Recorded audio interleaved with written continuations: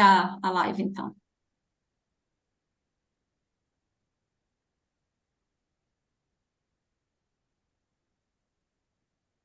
Começamos?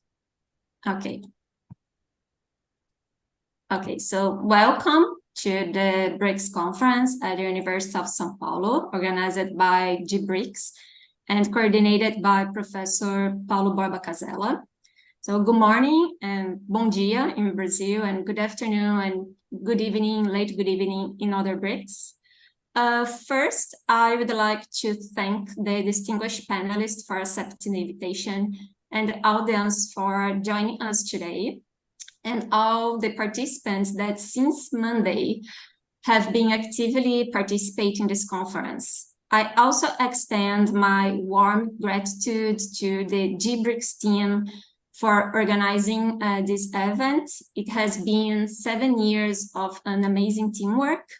And finally, I would like to thank Ibra China, Miguel Neto Advogados for sponsoring this event, and LIDE China and the Forum for Global Studies from India and the South African BRICS Youth Association for supporting us. In this section, experts will address the BRICS expansion, challenge of global economic governance reform, and governance within the New Development Bank. So our first speaker is Professor Li Xin. He holds a PhD in Development and International Relations. He's professor at the Faculty of Social Science and Humanity at Aalborg University, Denmark. And his research and teaching areas include international political economy, international relations, and emerging powers. Our second speaker is Maria Larionova.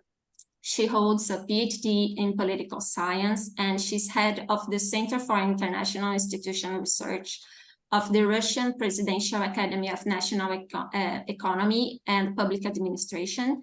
She's author, co-author, and editor of more than 100 articles and books on global governance, such as G7, G8, and BRICS, including a brief history of G20 institutional dynamics, the first 15 years of BRICS, and BRICS, G20, and global economic governance reform. Dr. Larionova is editor-in-chief of International Organizations Research Journal. The next speaker is Dr. Aravind Yellery, who I had the pleasure to meet this year in South Africa. Professor Yellery holds a PhD in Chinese Studies. He is an associate professor at Jawaharlal Nehru University in New Delhi, and earlier he worked at Peking University as senior research fellow. And Jonas Vasconcelos, he holds a PhD in economic law from the University of São Paulo, and currently he's professor at the Law School of the Federal University of Bahia and professor of the postgraduate program in international relations at the Federal University of Bahia and professor of the postgraduate program in law, governance, and policies at the University of Salvador. Professor Jonas is also research fellow at the Institute for Applied Economic Research, conducting research about BRICS initiatives towards the monetary and financial system. He's also a supervisor of BRICS Studies and Research Center at Federal University of Bahia. So, Professor Li Xin, you have the floor.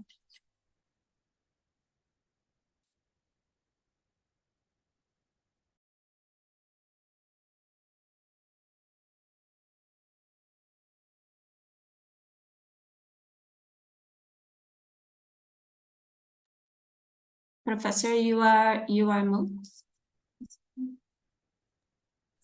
Sorry, I muted. I need to. Yeah, thank you, Ellen, and thanks for the invitation from the organizer of the conference. I'm currently in China.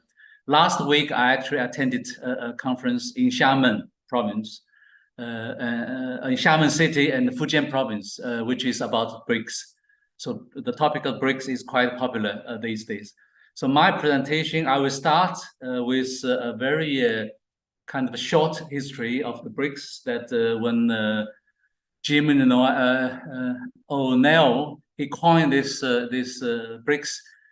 At that time, it was just investment category, and then the next phase, 2008 and 2014, a kind of a semi-political platform emerged.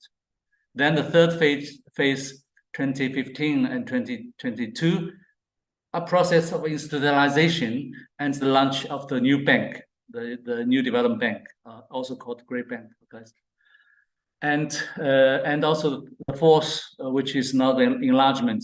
The 6 countries will be included after 2024.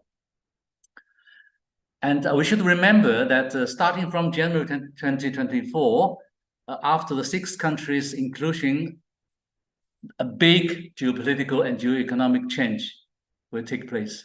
27% of the world GDP, GDP, and I can't see this because this window stopped me. Yeah, 47% of the world population. And don't forget that the new BRICS or BRICS Plus will have 60% of oil and gas reserve in the world, which is huge. And within BRIC, we have the largest exporters and the largest imports.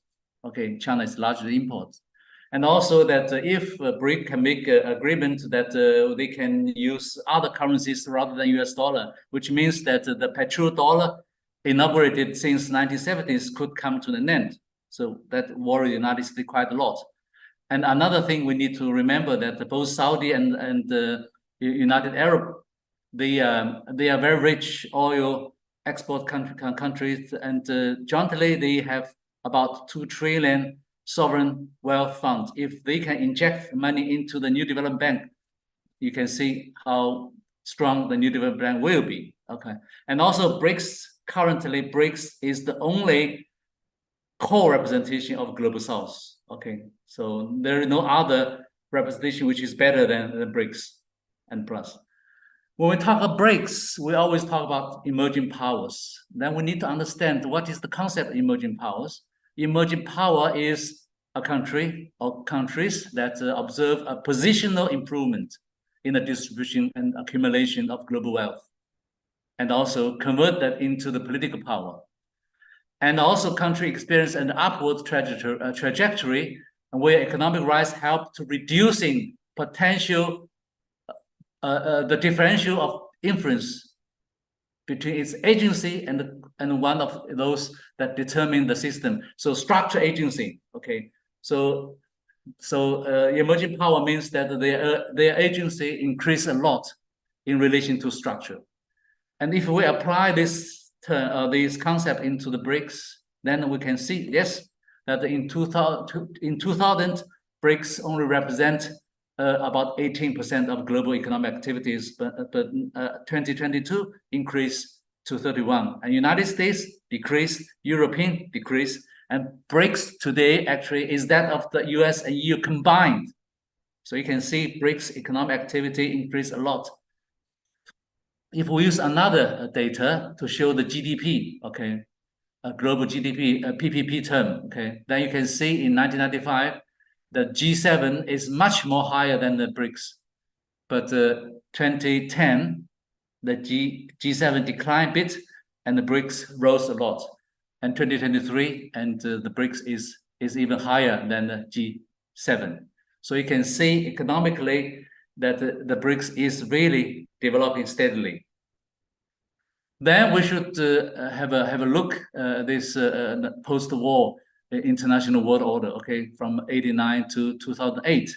If you look at this unipolar system, that both in terms of institutional constituents and normative constituents, within institutional constituents, both political domains and economic domains basically dominated by the G7 and Western powers. And within the normative constituents, again, within the political domains and economic domains, also dominated by Western powers, okay, both in terms of power, hard power and soft power, including human rights, democracy, etc., etc. But the rise of the BRICS and the rise of China is beginning to make some changes. If you look at institutional constitutions, then you can see political domains, economic domains, many new institutions are emerged and being injected into the international system. Whereas on the normative constitutive side, the BRICS summit, the 15th BRICS summit in Johannesburg is really good. If you look at the Johannesburg Declaration, if we read it carefully, it says clearly the normative perspectives of the BRICS. Both include worldview, principles, propositions, and suggestions. So really, the previous summit in the Johannesburg really means a lot if you read the declaration carefully. And if many people do not have a very kind of positive view over the BRICS and claiming BRICS are just a collection of countries. They do not have a strong coherence. Well, that might be true, but the BRICS also demonstrate that they can play a big role. For example, Ukraine war and the BRICS attitude. If you look at the South Africans' attitude on the understanding of the Ukraine war, it says that this is not a war between Russia and Ukraine. It is a war between Russia and the NATO. It is the causality. It is lies in the roots of the NATO's eastward expansion. So that this view is similar to all BRICS members. I say similar, not precise. Okay, and also South Africa reject that the developing countries or other powers should be brought into the conflict, should involve themselves. Then they should have independent foreign policy, which is also very similar to general BRICS attitude towards war. Even though China and India have problems, I admit that, but I can also see that, for example, India foreign minister, he said India is capable of dealing with difficult relations with China independently, which means India does not need the interference of the West, which is also a very good signal. Okay, even though they have difficulties, but I think both countries do not want the third part to involve themselves. Okay. And the rise of BRICS really means a lot to the world orders, because I study world orders. My research focuses on world orders. If you look at the world order transformations in the 19th century, is multipolar. In the middle of 20th century, is bipolar. Then in the beginning of from the later last century to the beginning of this century, and the unipolar. Then we say now the world is coming back to multipolar again. Well, these are polar, polarities of polars. But one of my current projects, which I'm doing with two other professors, one from Italy, one from UK, we got big funding, which I want to introduce to you. That is, we anticipate the world order is transforming, and is transforming towards a multi-order world rather than a one world with multipolarities, multipolars. Sorry. So it is a multi-order world, not one order with multi-polars. So our premise is that the international system is transforming into one consisting of several international orders, coexistent, okay? And states with similar identities, interests, cultures, geography, and economic interests, they come together to form clusters, form a leading state, which means that the states do not form clusters purely on the basis of values and norms. For instance, that the ASEAN countries, they join China economically. At the same time, they want to keep their defense and security relationship with the United States. Same to Africa, same to Latin America. They join the clusters of one cluster under one leading power. At the same time, they are also joining other clusters on the basis of other issues. Okay, Middle East, the same. Saudi, for example. Okay, Saudi has strong relationship with the United States in terms of defense, but strong relationship with China in terms of trade and economy. So this is what our project is going to study, and we're going to compare different clusters of orders and to see how resilient each cluster will be. And the BRICS will definitely one cluster. That is what I'm going to contribute to, try to give the idea to this conference. This is what I can give my contribution. Thank you, Ellen. Thank you very much.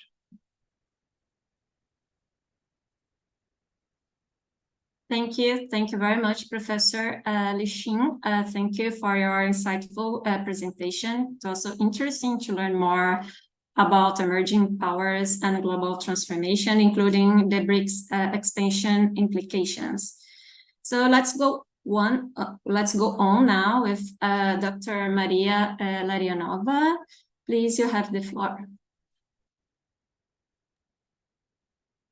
Marina Larionova. Thank you very much, Ellen. Actually, I would like to, sorry.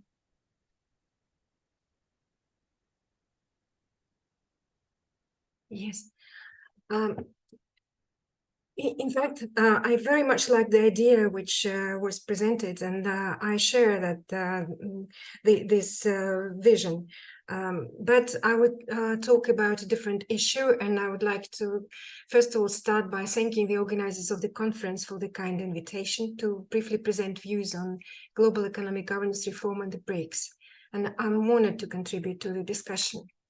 Let us start with the quotes from the 48th meeting of the International Monetary and Financial Committee, which closed last month, failing to deliver meaningful responses to the long-standing challenges of global economic governance reforms. The statement on the commitment to conclude the 16th general review of quotas by December this year means basically that the review ends without changing the distribution of power in favor of dynamic emerging market economies and developing countries, which was promised more than 15 years ago.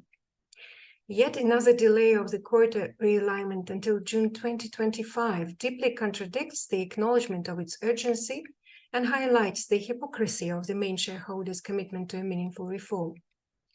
The call to review the general resources account access limits and surcharge policies reveals disagreement on a temporary relief of surcharges, to say nothing on their reduction. The call for the creation of a 25th chair on the IMF Executive Board for Sub-Saharan Africa to improve its voice and representation underscores the persistent over-representation of the European countries through the decision on the creation of a Though the decision on the creation of a 25th chair on the board is a positive development, of course. The support of the IMF work to help strengthen and accelerate the implementation of the G20 Common Framework for Debt Treatment exposes the reluctance to move beyond the current debt resolution tools to make debt levels sustainable. Indeed, even with the deals on debt treatment in place, the debtor countries like Chad, Ghana, Suriname, Zambia will still spend around 48% of their revenue on debt service. And debt service revenue ratio is currently averaging 38% of the budget revenue across 139 countries. To avoid debt distress and free up resources for the SDGs, the current debt architecture needs to be reformed, and the BRICS could champion systemic changes, including the expansion of the common framework to middle-income countries and setting up an inclusive sovereign debt restructuring mechanism. Why are these decisions relevant to today's discussion on the Bretton Woods institutions and the BRICS? Well, on the second slide, you can see a quote from the BRICS Ministers of Finance communique adopted in São Paulo on November 7, 2008, calling for a systemic reform. 15 years since it was made, little progress has been achieved. Well, indeed, the BRICS proposal was a shift of the order of 7% in the IMF and 6% in the World Bank Group, but they did not go further, neither insisting on a quota formula review, nor pushing forward China's central bank governor's idea on creating an international reserve currency with a greater role of the special drawing rights, which was, of course, blocked by the US and UK anyway. Later, they also did not really go beyond deliberations on expanding the use of national currencies in mutual investments and trade, as proposed by UFA Declaration and Summon Declaration in 2017. little progress was made on the intent declared in the strategy for BRICS economic partnership in 2020 to take action to increase the share of national currencies in mutual payments, strengthen cooperation on payment systems, establish the BRICS local currency bond, and facilitate the new development bank use of national currencies. Well, obviously, the BRICS were not bold enough. Nevertheless, we know that back in 2009, the G20 agreed on the IMF governance reform because the advanced economies needed BRICS support for doubling the IMF resources and advancing the reform of financial sector regulation and supervision. Now, the Pittsburgh decision was a compromise. Heralded as a quota and governance reform, the changes amounted to changes. They were not transformative changes. Doubling of quotas, tripling of basic votes, shifting quotas of 6% to the emerging markets and developing countries in the IMF, an agreement to review by January 2013 the quota formula improved in 2008, and some other governance reforms, including an agreement to reduce the representation of advanced European economies by 2 executive director positions. As you know, the changes agreed in the 14th General Quota Review became effective almost 6 years later in 2016, after the US Congress authorization. Though the 4 emerging market countries became among the 10 largest members, the distribution of decision-making power remained in the hands of the G7.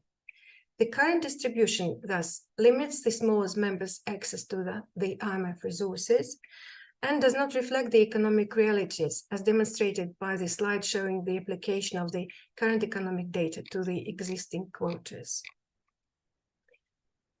You can see that the decision-making and access to resources remain unrepresentative both in terms of economic weight and population share. On this slide, it is clear that the BRICS collective share of quotas at 14.82% stands below the US share of 17.4%, well below the G7 collective share of 43%, while it's the BRICS share of the GDP on power parity, especially after the expansion and population, the share of population exceeds those of the G7. Not surprisingly, the BRICS continued to push for distribution of quotas and a new quota formula as a group of 5, as members of the G20 and members of the IMF. The 2 quotes come from the latest BRICS and G20 leaders declaration, and they confirm the consistency of the BRICS pursuit. However, neither the 15th nor the 16th review produced any tangible results.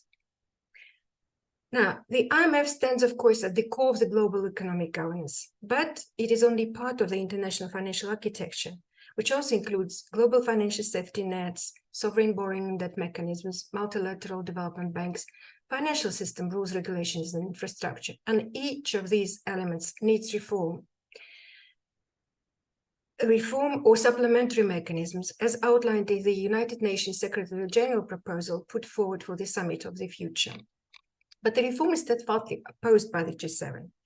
The BRICS should do more to build alternative mechanisms, and they are shy about it, and should do more to strengthen the emerging markets and developing countries' voices in key international financial institutions.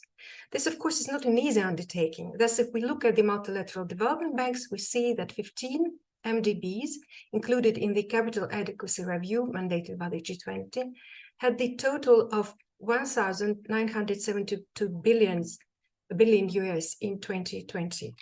And the new development bank was the smallest, though it did increase its total assets in 2 subsequent years. And of course, we need to remember that MDBs are not philanthropies. They generate revenue and may be used to exert influence. And the United States, as the largest donor of the International Bank for Reconstruction and Development, International Financial Corporation, Indo-American Development Bank, and second largest in African Development Bank and Asian Development Bank, does use its power of decision-making to pressure the geopolitical priorities in the international institutions, making budgetary and legislative provisions to support this policy. Selected legislation in this current Congress intended to project the US interest in the MDBs include, but are not limited to, the cases presented on slide 12, and they include opposing co-financing of Asian Infrastructure Investment Bank, opposition to procurement in Ukraine to the countries that supported Russia's operation, some other cases of opposition to China and Venezuela. And of course, the United States does use its decision-making power to project geopolitical priorities beyond the MDBs and other international financial institutions. As you can see from the quote from the budget bill for 2023 on the US policy to exclude Russia from some of the key institutions, G20, Bank for International Settlements, and some others. The BRICS actually started building its own institutions back in 2013 with decision to establish the Multilateral Development Bank and the Contingent Reserve Arrangement. The MDB is now an established member of the MDB family. It builds a partnership with the national development banks, commercial banks, and key multilateral development banks. It expanded its membership, though modestly, and is now holding negotiations with Uruguay as a prospective member. It has secured high international ratings.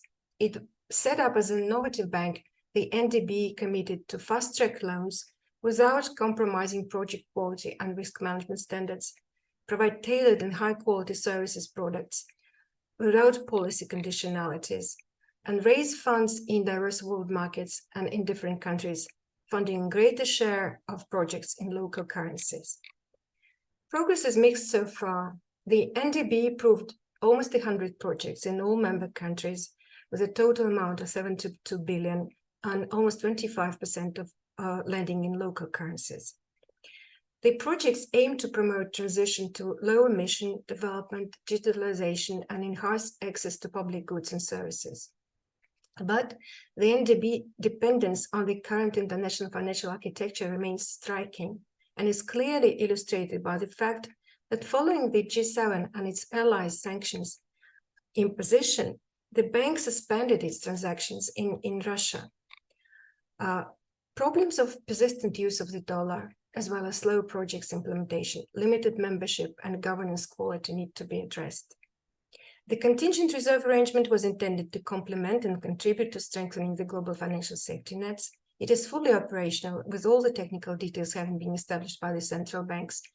However, according to the latest Ministers of Finance and Central Bank Governance statement, the tests will continue, and apparently the 5 central banks are not fully satisfied with the existing safeguards. I will quote, though not word for word, an assessment made by Paulo Nogueira Batista Jr. The contingent reserve arrangement needs to overcome problems of excessively conservative mindsets of the central banks of the BRICS, restrictions and safeguards, the linking from the IMF, restricted membership and size. Moreover, the G7 is building new Bretton Woods for a digital order, setting standards, norms, rules for digital markets and data access, artificial intelligence, digital security governance. The OECD is mandated to advance a global digital policy framework. The new rules are promoted through international organizations such as the United Nations and the WTO initiative, such as the Joint Statement Initiative. New institutions are established, such as the Coordination Platform on Economic Coercion or Climate Club, to project the G7 priorities. And this is a critical juncture for the BRICS Plus, but not only the BRICS Plus members. The beneficiaries of the current system will continue to resist changes to retain the status quo in the old Bretton Woods. But the new Bretton Woods for global digital economy governance will consolidate the G7 and its allies' decision-making power for decades. The BRICS should continue to push the international monetary finance system reform, including the reform of the sovereign debt architecture. The new development bank should be strengthened, expanded, and move decisively on a much more ambitious transition to independence of the G7 denominated international financial architecture. The contingent reserve arrangement should launch its operations and decouple from and expand also, and decoupled from International Monetary Fund. And as the decision-making power in the future global order will depend on power distribution in global digital economy, the BRICS should take the leadership, and they should be bold enough for that, in building an inclusive and equitable global digital governance as a group of 11, as members of the G20, the WTO, and the United Nations system. And I would like to finish with that. Thank you very much.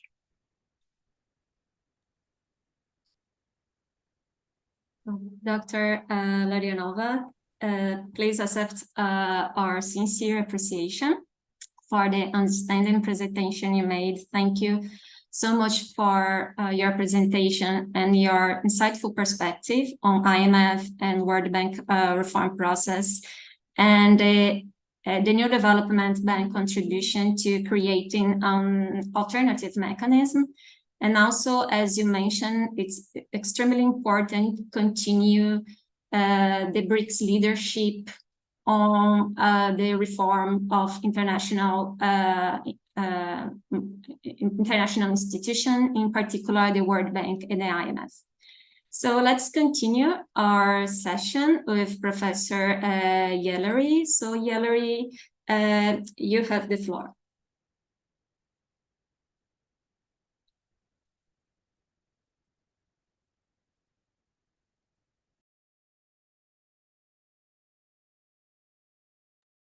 Okay, I was on a mute. Okay, I hope the screen is legible to every one of you. So thank you so much, first of all, Ellen and the organizers for inviting me. It's always a great opportunity to speak on BRICS.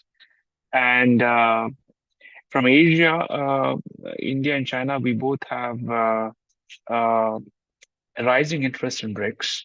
As Dixing was pointing it out, despite having a competitive, contesting, cooperative relationship between the two largest neighbors of Asia, we both look at BRICS with a lot of promises.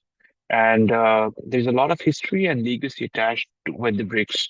Most of the non-BRICS multilateral forums, especially if you speak about the Occidental forums and institutions, they have a kind of homogeneity, drawing lessons from World War and, propagating all about neoliberal order.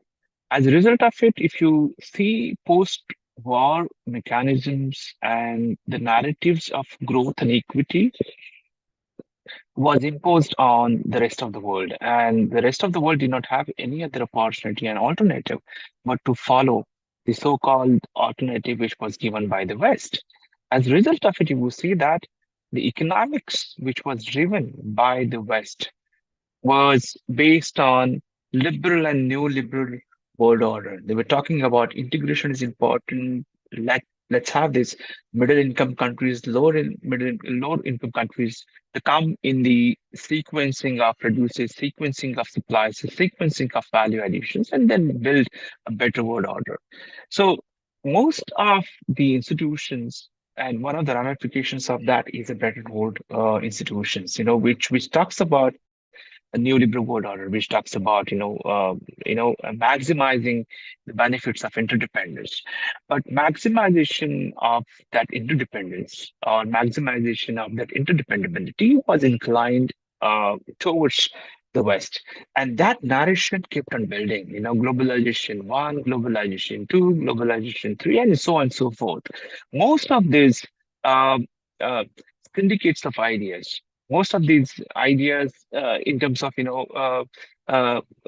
finding out the new mechanisms about, neoliberalism, saying that, we are different than the classical neoliberalism, started looking fractured because most of the economic integration processes primed by the neoliberal do not look realistic.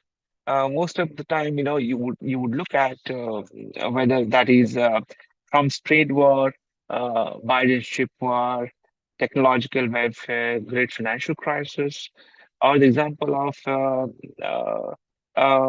general system of preferences, GSPs, how those were withdrawn from few of the developing countries. It looks like the entire concept of economic integration, which is forwarded in the guise of neoliberalism, has its own, geopolitical intentions. So as a result of it, what has happened? The neoliberalism has ended up into creating, a foreign policy which is most looked like traditionally, constrained, traditionally, motivating, traditionally, uh, influencing the foreign policy making of these countries. And then the three important facets, three important contours of such neoliberal, mechanisms, inflicting its impact on the world order has been seen in three different fashions. One is the insufficient to stabilize society.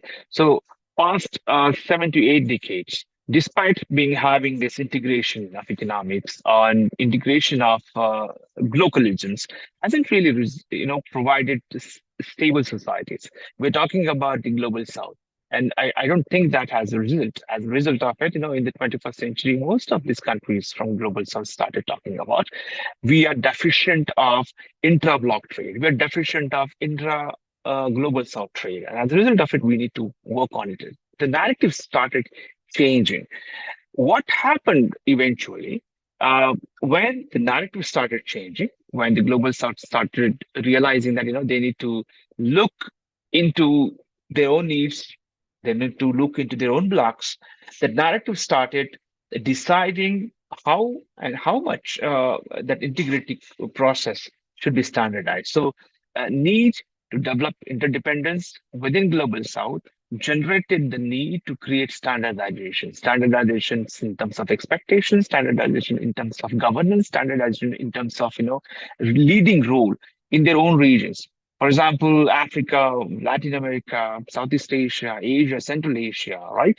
So they all regions started finding out the reasons, which would be compatible with the regional economic integration and which will be essential to develop and put forward the interest of these countries. And over the period of time, what has resulted into it is how several divides were proliferated by the Western countries. I'm talking about 4 main divides, whether that is a green carbon divide, digital divide, financial divide, institutional and structural divide. As Professor Marina Larinova said, we had to be really worried about this technological divide.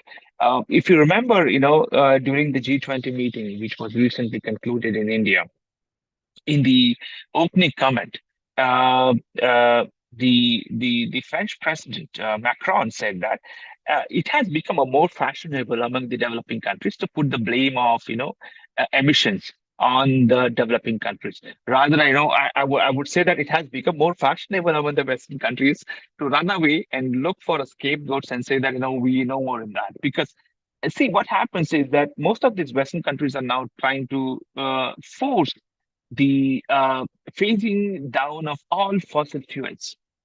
Somewhere about 45 to 50% compared to the level of 2019. That's impossible. That looks absolutely unattainable. So green divide is growing, and that is getting to be major worry. Digital divide is something every one of us is worried about. I want to take examples from China. China is my field of study. China is my area of studies, and I've been working on China for the last 25 years. Let me take one anecdote over here. Huawei Mate 60. They have recently launched they recently launched a technology which talks about 7 NM technologies of chips, and which was taken aback. Most of these Western technologies which are into etching, lithography, they were taken aback because Western countries would always want to keep the digital divide as one of the threshold to keep the non-Western countries away from catching up with the Western countries. And then the entire, the process of, or the arguments by the Western countries of economic integration is self-defeated.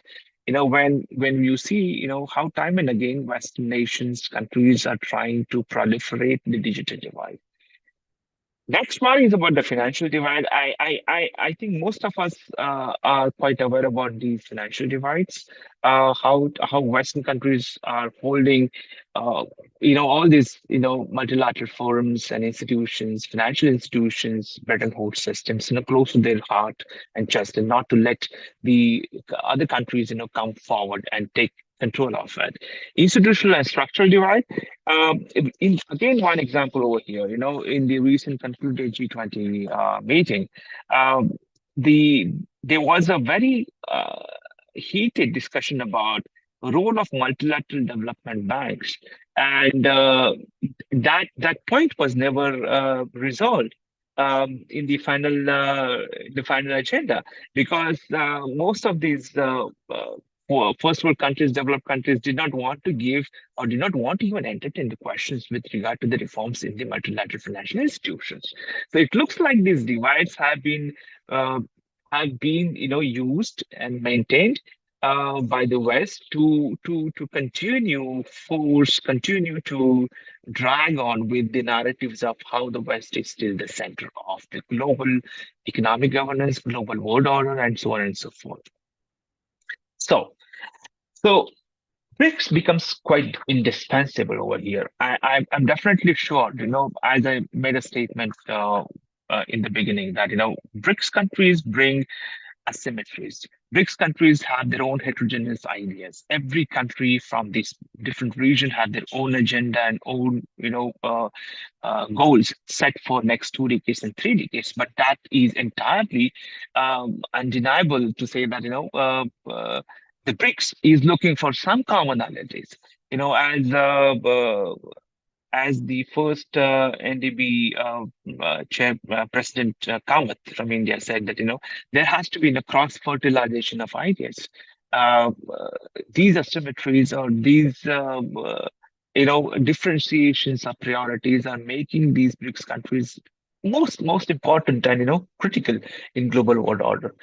I think I'm running out of time, and just another 5 minutes, I think I'll finish it. So the right of BRICS is to address that we have to augment capabilities. We need to restore the backsliding of democratic ideas. We need to bring in the democracy on the forefront. Talk most about it, and most importantly, we need to talk about these. How this international economic integration will result into ending the international rivalries. This is the new narrations. These are the new things which are coming on the front. The new alternatives. Last couple of minutes, which BRICS talks very loudly about, is how the rising role of global economy has been held together by the BRICS countries. If you see about the total share of these countries contributing in the global trade, the share of these countries in the GDP, and also in the global FDIs, it shows how these countries are trying to find their own traction regionally, sub-regionally, and then beyond the larger regions. Alternative of development financing.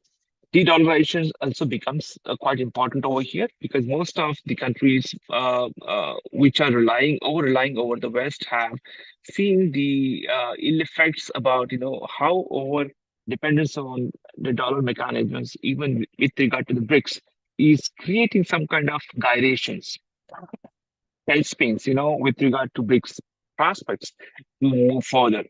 The rising prominence of FDI destinations among the BRICS countries, and most importantly, how intra-BRICS trade is very important.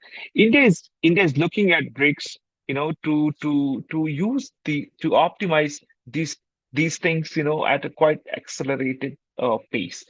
3 things which are the core concerns for India, and I think that's what India is trying to address. Remember, I talked about equity and growth. the narration of equity and growth, which was put forth by the Bretton Woods institutions and by the West, are now being proven that they are most kind of hollow in the nature. As a result of it, India is speaking most about how it would develop the partnership covering all geographies and diverse groups. China has their own way of doing it. Again, without getting into the other areas of problematic areas, China is talking about Belt and Road. China is talking about building the shared prosperity. It is their concept of talking about diversification or building partnerships. But understand the principle is very important over here. Okay, principles of developing partnerships. Second important thing about India's concern is about India is talking about DFTVs, the duty-free tariff preferences, the scheme which India wants to mentor and forward the unilateral duty-free market access to these developed countries, which is what India thinks about, because India is constrained with its own problems, extending financial aids to most of these global South countries are concerned.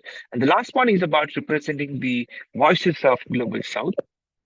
In recently concluded G20, Indian Prime Minister Narendra Modi has been talking about that how it becomes most important that we should be talking from the global South. We should be talking about more prosperities. Should be talking about more alternatives, which is going to put the interest of global South in the front. And that's where I want to stop. We can take the question and answers later. Thanks, Ellen.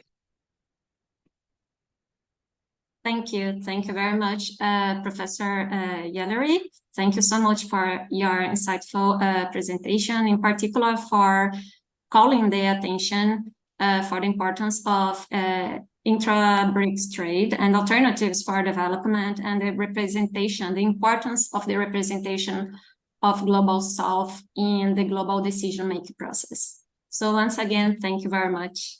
And let's go on with Professor Vasconcelos. So Jonas, you have the floor.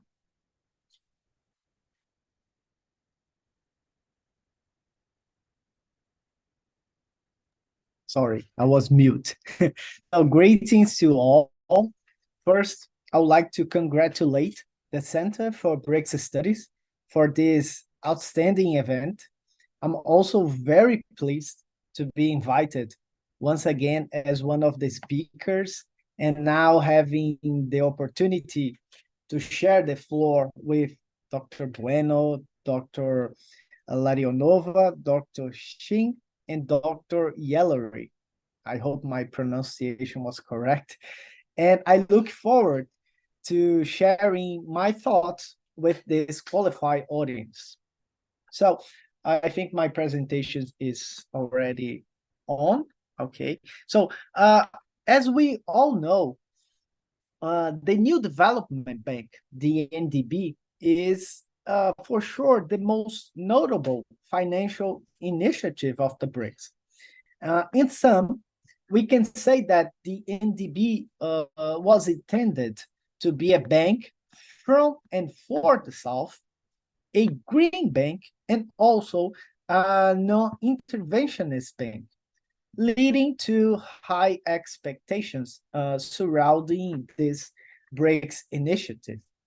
However, despite having achieved significant milestones since the beginning of its operations, such as the approval of nearly 100 projects in its portfolio with around $32 billion in investments, as Dr. Marina Larionova showed us in her presentation, I would like to highlight some critical issues affecting the NDB's performance that I think require our attention. So my presentation will focus on a few institutional aspects of the bank's governance model that need adjustment. So let's first talk about NDB's internal power structure. As we know, the expansion of NDB membership is a strategic step to reduce financing risks and costs, and it's also crucial to increase the bank's global presence. However, the bank has faced historical challenges in expanding its membership at a pace that aligns with the importance of this objective. It wasn't until 2021, so 2 years ago, that the bank made its first, and as of now, only expansion agreement, approving the inclusion of 4 new countries: Bangladesh, the Emirates, Egypt, and Uruguay. And as we know, Uruguay still needs to complete its accession procedures in order to become an effective member of the bank. By contrast, as we can see in this slide, the Asian Infrastructure Investment Bank, the AIB, which has been in operation for about the same amount of time as the BRICS Bank, has already increased its membership from 57 to 105 members, so becoming a truly global institution, despite having initially planned to be as a regional to have a regional reach.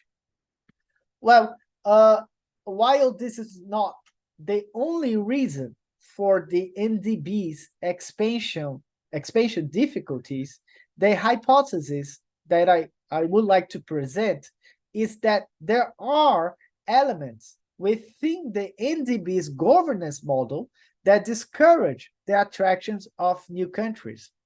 And what I mean by this is that even though the NDB lacks a majority shareholder and a veto power, several aspects of the institution's design grant special and possibly excessive powers to BRICS countries. One of the elements I would like to highlight is that with the adoption of the non-resident model for the board of directors, which is, by the way, an interesting choice in terms of cost reduction and bureaucracy. With this model, the operational power of the bank shifts towards the senior management, a body composed by the president and the 4 vice presidents. Those positions are exclusively for representatives from the BRICS countries. Therefore, new members have no say in the composition of those key posts within the bank's administration, which is unusual when compared to other multilateral banks. And if we take the AIB also as an example, we can see that the AIB has also adopted a non-resident board of directors. However, it did not restrict the vice presidencies of that institution to any nationality or type of membership criteria. Actually, only the AIB's presidency is reserved for a national from what they call a regional member. So another downside of the NDB's model of governance is, and I like to highlight that, is the high risk of politicization of its operation. For instance, despite the fact that NDB's articles of agreement stipulate that the president and the vice presidents should be accountable solely to the bank, difficulties arise in maintaining the desired separation between the administrative dimension of the bank and the geopolitical tensions between the countries. Indeed, in a recent article written by Professor Zhu Zhenjing from Fudan University, he highlighted the growing perception among Chinese leaders that the NDB's governance structure has somewhat exacerbated intra-BRICS geopolitical tensions, such as between China and India regarding the One Belt, One Road initiative, which and it is impacting in a negative way the institution's functioning and development.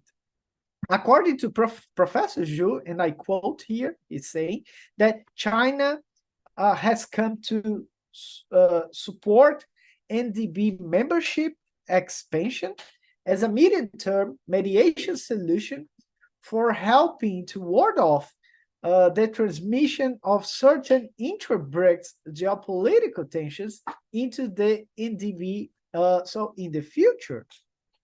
So in light of this, how can I say, challenging scenario, I believe that the NDB has two complementary agendas that can be pursued for membership expansion.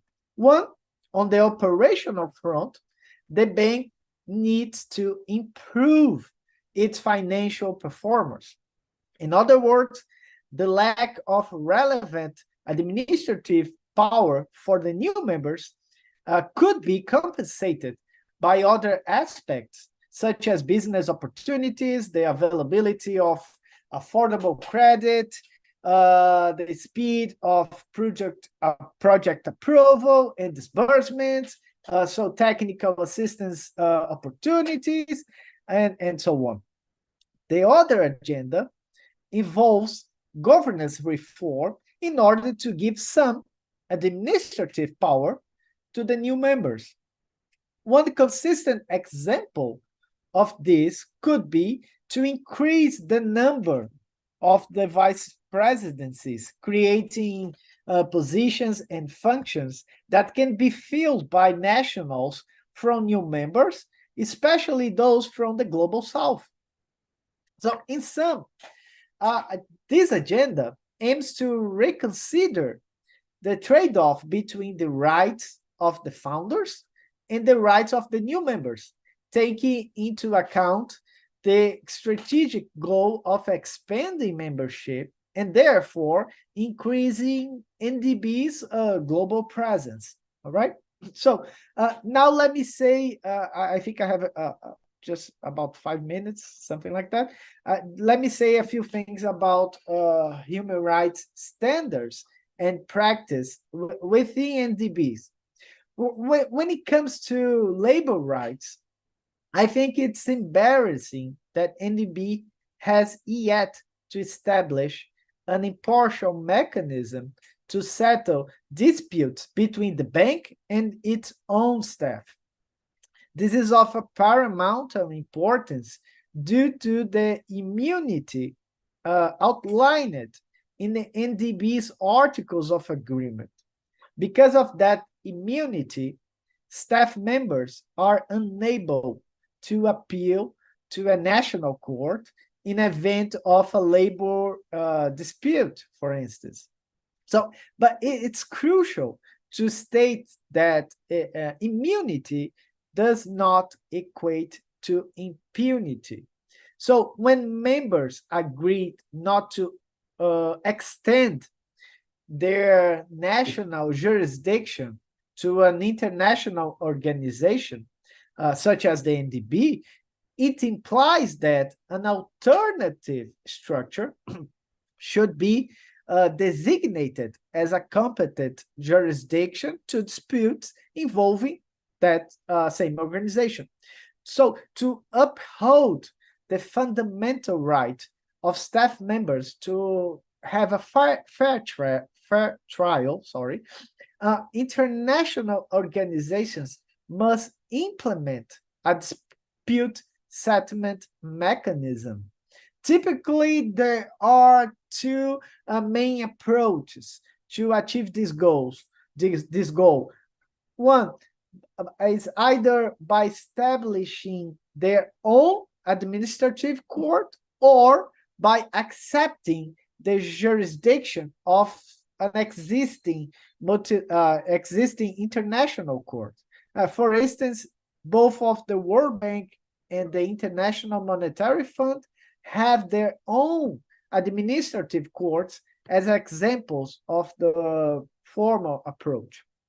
So another thing is that I would like to say is that NDB still has room for improvement in terms of transparency. When one compares to the service and information easily available on the AIB's website, the NDB's website appears somewhat opaque, just like a black box. Yeah?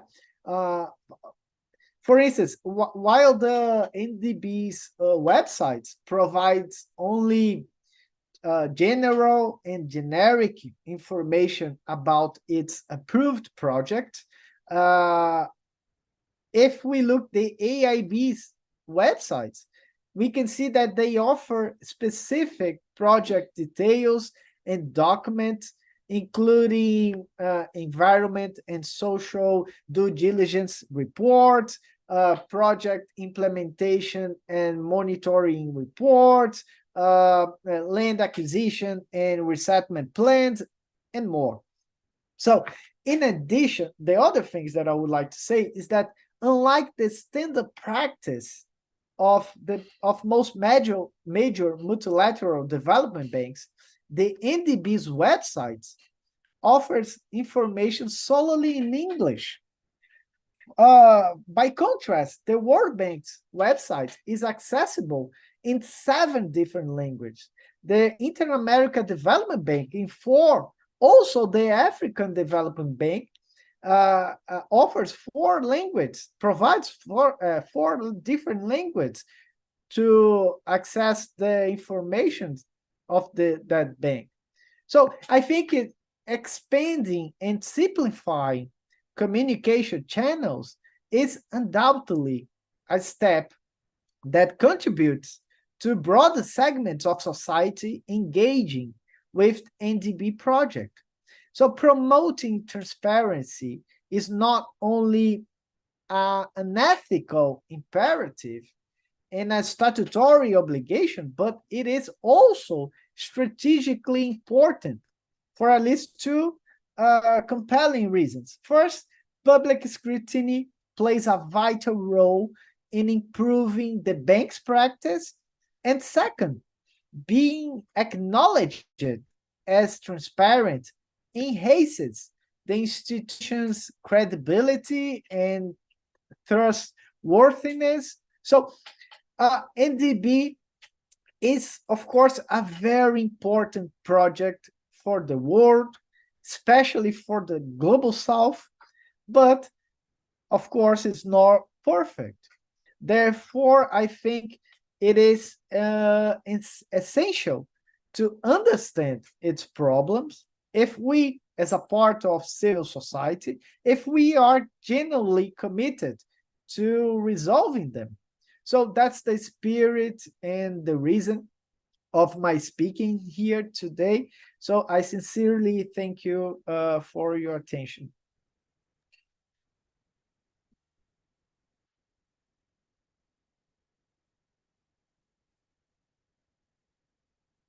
Thank you very much, Professor Jonas, for your insightful presentation on the new development governance system and the membership expansion, and for bringing the important debate on transparency, because only to remind, in the first BRICS declaration in Ekaterinburg in 2009, without at that time South Africa, BRICS countries, they highlighted the importance of a democratic and transparent decision-making and implementation process at the international financial organization. So this indeed must be applied within the new development bank governance. So thank you very much for sharing your knowledge with us today. And I'm not sure we have enough time for questions because we have only 10 minutes to conclude this session. So I'm not sure if in 10 minutes it's enough for questions. Maybe I can select one here, and I would appreciate if you could answer it in 2-3 minutes in order to conclude our section. So let me select one here. Okay, the first one is from our colleague, José Nantala from VII BRICS. They are scholars criticizing BRICS' approach to the reform of the Bretton Woods institution, using an example of the conduct of China related to accepting more participation of other developing countries. And now China has increased its quota participation in IMF. So the question is, what is your view on future governance of IMF and the World Bank if all BRICS become more influent in both multilateral institutions? So please feel free to answer if you want. All of you. Well, I think that I've tried basically to respond to this question in my presentation, but obviously not very successfully. Well, actually, the BRICS and China in particular, and from the first days of the discussion of the reform, have been championing the need for more representation for developing countries, other developing countries, not only the dynamically emerging, dynamically evolving emerging markets. And I think that decision-making in that case would have been more equitable. And moreover, another issue to that is that the low-income countries would have, and developing countries would have more access to the funds. And also they would feel that the decision-making is more fair and that they are not dominated by the biggest shareholders, which I think is an important prerequisite to actually democratizing these institutions, because so far, talking about a democratic and liberal order, we must confess that these two institutions are not democratic.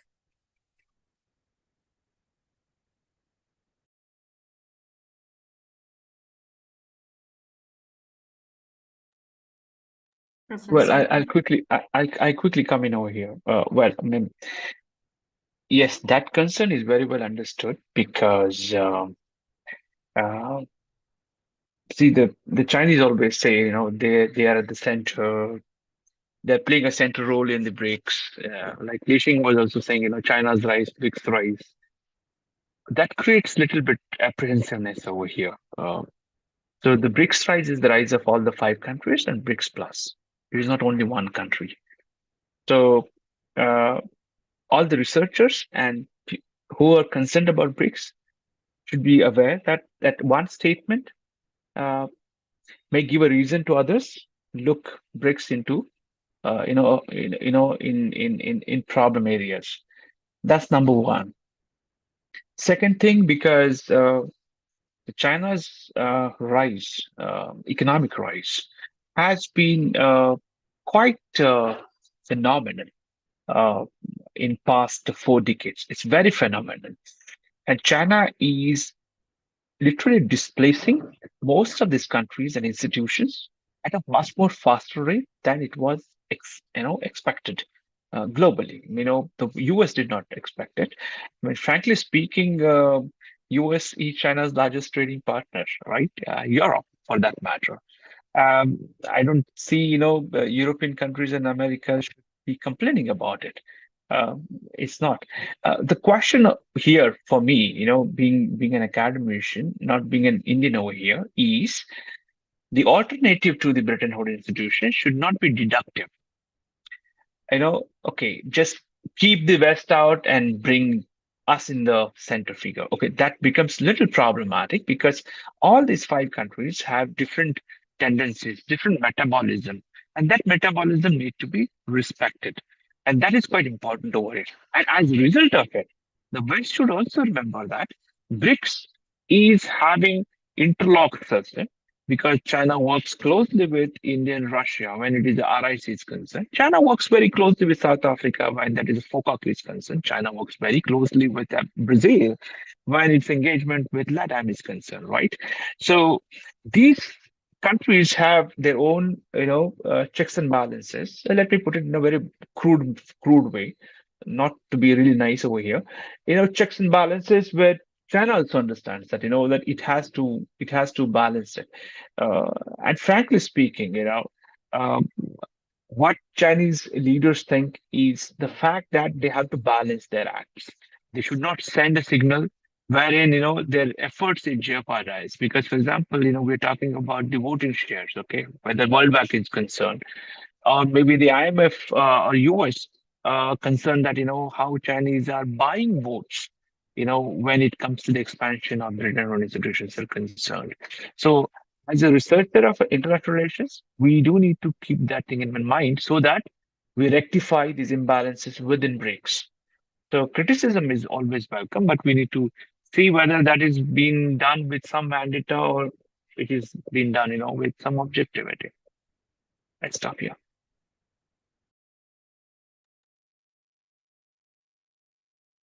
Yeah, that's a very interesting question. And I think, to be honest, that Professor Marina Larionova pointed out very interesting points about this issue.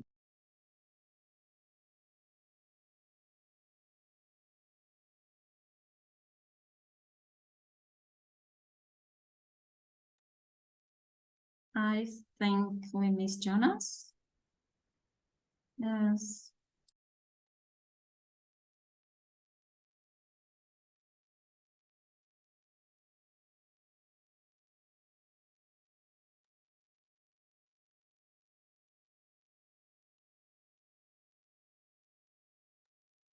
Yes, I think he. Next connectivity.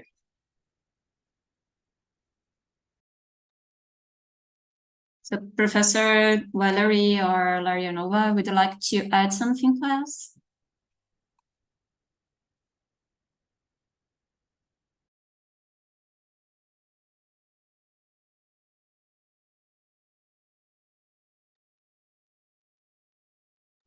Yeah, he told me that he's without electric power now. So I'm so sorry about that. So once again, thank you very much, Dr. Larionova and other Professor Yellery and Vasconcelos for accepting the invitation and your, okay, sorry about that. And for your insightful presentation. It was a pleasure to bring you all together to discuss global economic governance, including the new development bank. You have learned a lot from you today. So in a few minutes at noon, it starts the next session, the closing speech with the Brazilian economist, Paulo Nogueira Batista Jr., the Vice President of the New Development Bank from 2015 to 2017. So please access the new YouTube link on Ibrachina website for the next session. So thank you very much for all the participants. Thank you again, Larionova and Valerie. Thank you. Thank you. It was a pleasure. Thank you so much. Thank you. It was a pleasure to join. Thank you.